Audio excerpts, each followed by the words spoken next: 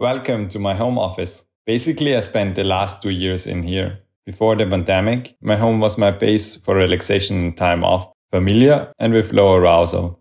As an artist, creativity and inspiration are essential to my work. Usually my sources of inspiration are arousals and unplanned impressions throughout my day. When suddenly working from home, I had a hard time being creative. I needed to break out, but of course, without actually leaving the room. So I 3D scanned my home office. As you can see, the resulting virtual reality is not perfect at all. Just look at the blob of flowers on my table, or my computer becoming a hippo. These distortions from reality already triggered something in me, so I decided to take it even further. I started to experiment with tracking my arousal through skin conductivity, and I hooked this real-time data up with a machine learning model that then learns to transform my virtual home office. Inspiration, the moment of being stimulated to be creative, can be regarded as both a trait and a state. As a state, it can vary within an individual depending on different factors, the environment being one of them. Within one physical home office, the action space for aesthetic stimuli is limited, but could be extended with virtual reality.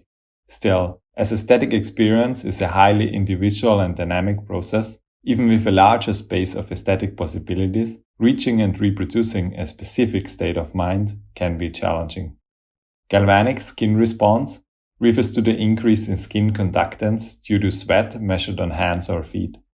These alterations are evidence of the activation of the sympathetic nervous system, reflecting unconscious cognitive, attention, and emotional changes, such as arousal and stress. When exploring options for extending the action space of a virtual reality environment, texture is a natural approach, offering a wide range of possibilities. As familiarity and fluidity are two influential components in aesthetic application, a certain similarity to known textures and a fluid transition between those seemed important. Learning and mapping a large space of images is one of the features of the generative adversarial networks.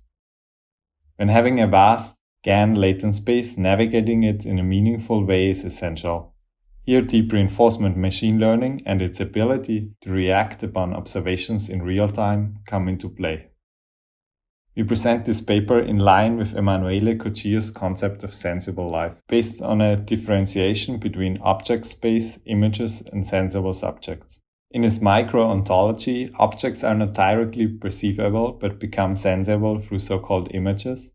Images are understood as sensible spheres containing all sensible information. Sensible subjects are defined as entities able to sense those images and change their own appearance. The resulting home office deep reinforcement learning agent always initializes with the same latent vectors. Additionally, as the deep reinforcement learning agent navigates the GAN latent space, the specific textures do not indicate the user's arousal feedback. Also, the frequency of transitions is not related to the user feedback.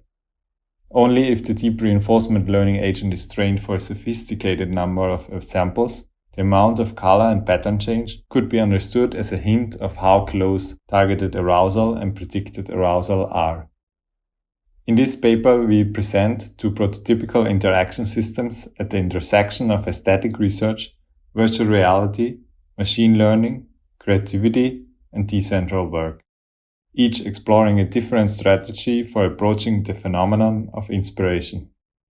One reactive virtual reality experience that searches with you a moment of inspiration by targeting a constant value of arousal, one targeting a narration of arousal. Both virtual reality experiences allow for controller-free walking around and are realized without sound. We did not conduct a representative study about this home office experiment, still we do have some results we want to share. From an objective point of view, the learning rate was really low. Subjectively, the feeling of being sensed by my home office and knowing its intention to search with me for inspirational moments already had a positive effect on my creativity. Having a space with a known agenda and an action space visually surrounding myself while still graspable as a whole was also a significant part of the experience. One effect that stayed with me, even when putting the VR headset off, was the reconnotation of the space. Before the first VR home office experiment, I was in my flat for around 14 days and no longer perceived any detail. Seeing this very same space, first translated to a point cloud, then moving and in new textures, changed my perception of it. I again perceived its details, but besides that, I now also saw it as a canvas. The first effect could be named as a regain of attention towards my home office space. The second effect could be understood as an after effect of a horizon broadening experience. Besides that, I felt that my body awareness of arousals and their effects on my inspiration increased through dedicating myself to this project. Not finding the inspirational moment through technological means perhaps has provided me with the space to learn how to sense it. Sometimes inspiration might be experienced in a moment of muse, rather than under time pressure.